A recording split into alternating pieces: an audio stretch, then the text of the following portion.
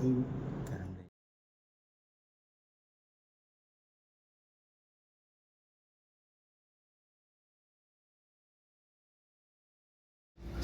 જ્યારે જે કપોષિત બાળકોને પોષિત કરવા માટે જે અવનવા જ્યારે પ્રયત્ન કરી રહી છે, ત્યારે જે હાલમાં જે મુદ્દા ઉઠી રહ્યા છે, જે નાયક ફાઉન્ડેશનના જે સરકારી સ્કૂલોમાં જે ભોજનના લઈને, ત્યારે એ જે કપોષિત બાળકોને પોષિત કરવાના જે મુદ્દાના લઈને જ્યારે એ પોકળ સાબિત થઈ રહ્યા હોય એવું લાગી રહ્યું છે.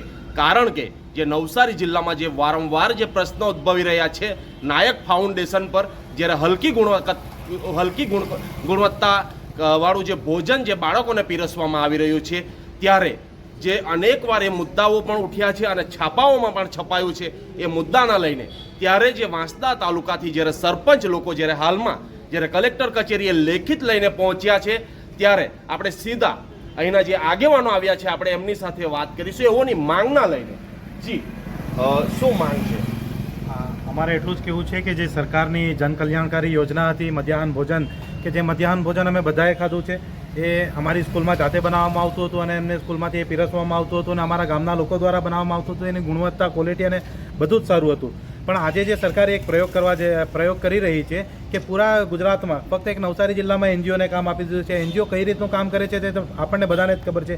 એનજીઓ ફક્ત ને ફક્ત પોતાનું વિચારે છે, પોતાને પૈસો ક્યાંથી મળે અને કઈ રીતે પોતે પૈસો બનાવી લે તેના માટે એનજીઓ કામ કરતી હોય છે. તો તેવા આટલા એક જનકલ્યાણકારી યોજનાને તમે એનજીઓને આપી દો અને અમારા આદિવાસી બાળકોના કે અહીંયાના વિદ્યાર્થીઓના ભોજન સાથે જે ચેડા થઈ રહ્યા છે, જે એમની છેડખાની થઈ રહી છે, તો એ ક્યારેય સાખી લેવામાં આવે એવું નથી. અને આનો અવાજ ભવિષ્યમાં પણ ખૂબ જ ઉપર જશે. એના માટે આંદોલન કરવામાં આવશે કે પ્રતિક ધરણા કરવામાં આવશે. અને જ્યાં સુધી આ નાયક ફાઉન્ડેશન આ કામગીરી બંધ ના કરે અને અમારા ગામના બાળકોને પોતાના ગામમાં જ એક સારું અને ઉચ્ચ ગુણવત્તાનું ભોજન ના મળે ત્યાં સુધી આ લડાઈઓ ચાલુ રહેશે.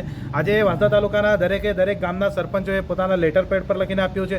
સરપંચો જાતે આવ્યા છે અને જ્યારે વાલીઓ અને સરપંચો આટલી મહેનત કરી રહ્યા છે તો ત્યારે કેમ સરકાર એને જોવા નથી માંગતી? તે એના પછાડી શું છે તે અમને જાણવા નથી મળ્યું કે શું આ એનજીઓને કોઈ પોલિટિકલ સપોર્ટ મળી રહ્યો છે કે કોઈ સરકારના દ્વારા એમને પ્રોત્સાહન આપવામાં આવી રહ્યું છે કે તમારે જે કરવું હોય તે કરો, અમે તમને બચાવી લઈશું. પણ ક્યાંક હવે આવું નથી ચાલવાનું. આજે બધા સરપંચો અને લોકો સાથે છે તો આનો નિકાલ આવે ભવિષ્યમાં વહેલી તકે એવી અમે આશા અને અપેક્ષા કલેક્ટરશ્રી પાસે રાખીએ છીએ. જે એઓની પણ માંગ છે જે નાયક ફાઉન્ડેશન પર કે એઓ જે હલકી ગુણવત્તાવાળું જે ભોજન ખવડાવી રહ્યા એ બંધ કરે. બીજા પણ જે સરપંચ આપણી સાથે છે, આપણે એમની સાથે વાત કરશું. આજે લેખિતમાં રજૂઆત લઈને આવ્યા છે ત્યારે. જી, હું વાંસદા તાલુકા સરપંચ એસોસિએશન પ્રમુખ મનીષ પટેલ. અવારનવાર એજન્સી દ્વારા જે ખાવાનું સરકારી સ્કૂલોમાં આવે છે એટલી ખરાબ ગુણવત્તાવાળું હોય છે કે કોઈ બાળક જમતું નથી અને એ કચરાઓમાં ને નાળાઓમાં ફેંકી દેવામાં આવે છે. સરકારના પૈસાનો દુરુપયોગ થાય છે. છતાં પણ ઘણી વાર રજૂઆત થઈ છે. તાલુકા લેવલે, જિલ્લા લેવલે બધા જ અધિકારીઓને અવારનવાર જાણ કરી છે, પણ આજ દિન સુધી કોઈ કાર્યવાહી કરવામાં આવી નથી. મને એ નથી સમજાતું કે નાના બાળકો દેશનું ભવિષ્ય કહેવાય.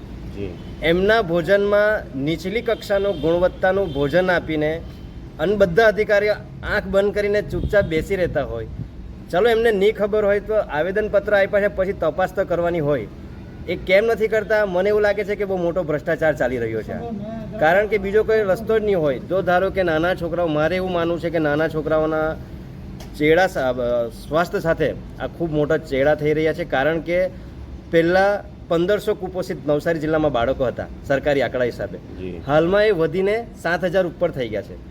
તો ક્યારે જાગશે સરકાર? આ તંત્ર ક્યારે જાગશે ને ક્યારે એના પર એક્શન લે? એના માટે આજે અમે અમારા આગેવાનો આવીને આવેદનપત્ર કલેક્ટરશ્રીને આપ્યું છે. જો ટૂંક સમયમાં કાર્યવાહી ન કરવામાં આવે તો અમે ઉગ્ર આંદોલનો પણ કરવામાં ચૂકશું નહીં. જે આ હતા જે ઉનાઈના સરપંચ. ત્યારે અનેકવાર જ્યારે મુદ્દાઓ જ્યારે ઉઠ્યા છે, અનેકવાર જ્યારે જે બાળકોના ભોજનમાં ગરોળીઓ, ઈયળો કે જ્યારે અનેકવાર વાળો નીકળવાના પ્રશ્નો આવ્યા છે, ત્યારે સરકાર હજુ સુધી ધ્યાન નથી આપી રહી. બીજા અન્ય યુવાન છે, બીજા સરપંચો છે, આપણે એમની સાથે પણ વાત કરીશું. જી, હું રૂપેલ સરપંચ નીતેશ કુમાર નાથુભાઈ કુંબી. આજ રોજ અમે મેડમને જે આવેદન આપ્યું છે જેમાં ચોખ્ખા શબ્દમાં લખ્યું છે કે જો ભવિષ્યમાં આ નાયક ફાઉન્ડેશન એજન્સી બંધ નહીં કરવામાં આવશે તો પ્રતિક ધરણા અને ખૂબ મોટું આંદોલન કરશું. એના બાબતે અમે આજે મેડમને જે આપ્યું છે, હાલ જે પરિસ્થિતિ છે, જે દરેક સ્કૂલોમાં શિક્ષકો દ્વારા આંકડાઓ ખોટા આપવામાં આવે છે અને એ આંકડાઓને ધ્યાને લઈને નાયક ફાઉન્ડેશન ચાલે છે, પણ જ્યારે શાળાઓમાં તપાસ કરતાં માલુમ પડ્યું છે કે બાળકો ખૂબ ઓછા જમે છે અને ઘરથી ટિફિન લાવે છે, જેથી આ નાયક ફાઉન્ડેશન એજન્સી બંધ કરી અને સારું એવું આરોગ્ય સ્કૂલમાં બને એવી અમારી માંગ છે. જી, તમારા દ્વારા જે સોશિયલ મીડિયામાં વારંવાર એ ફોટાઓ મૂકવામાં આવ્યા છે અને જે વારંવાર અધિકારીઓને પણ રજૂ કરવામાં આવી છે, શું એમના દ્વારા કેવો પ્રતિસાદ મળ્યો? હાલ હજુ સુધી અમને એ તપાસ બાબતે અમને કોઈ પણ બાબતનું કંઈ જાણ કરેલ નથી, જેથી એ તંત્રને મારે કહેવું છે, જો તમે આ રીતના અમને કદાચ દબાવવાની વાત પર હશો કે કોઈ વાંધો નહીં ચલાવી લઈએ, આ તો એકલા સરપંચ છે, પણ આજ અમે આખા વાંસદા તાલુકાના સરપંચોશ્રીઓએ એમને આવેદન આપ્યું છે.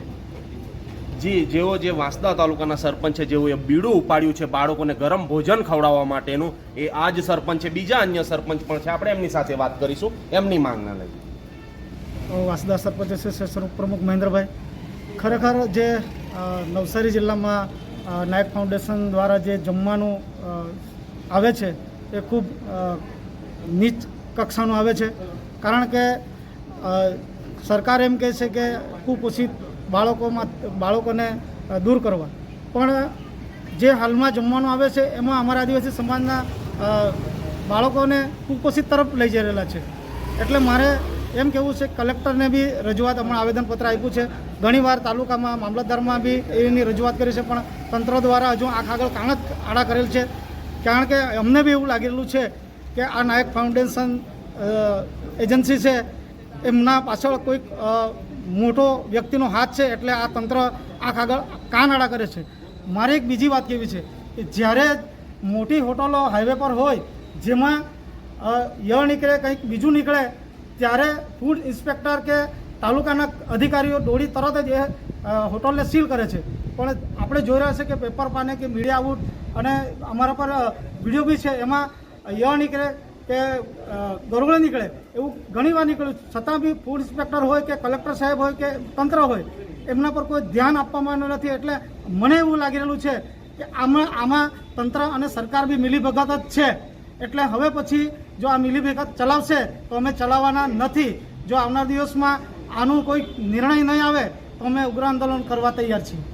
જી, એઓનું પણ કહેવું છે કે આ બાબતે કંઈક ને કંઈક તો રંધાઈ રહ્યું છે, કારણ કે વારંવાર રજૂઆત કરવા છતાં, વારંવાર પેપરોમાં છાપવા છતાં પણ હજુ સુધી આ બાબતે કોઈ કાર્યવાહી કરવામાં નથી આવી. કારણ કે વારંવાર જ્યારે ઈયળો નીકળતી હોય છે, વારંવાર ગરોળીઓ નીકળતી હોય છે, વાળ નીકળતા હોય, અને હવે બાળકો પણ સ્કૂલોમાં હવે ઓછી સંખ્યામાં જમવા માટે મજબૂર થયા છે. વાલીઓ પણ જ્યારે ઘરથી એમને ટિફિન બાંધીને આપે છે છોકરાઓને, ત્યારે છોકરાઓ સ્કૂલોમાં એ જ ભોજન ખાય છે. ત્યારે હવે આ લોકોની જે માંગ છે કે જે સ્કૂલોમાં હવે ત્યાં જ ભોજન બને અને ગરમ ભોજન ખાય, એવી એ લોકોની માંગ છે.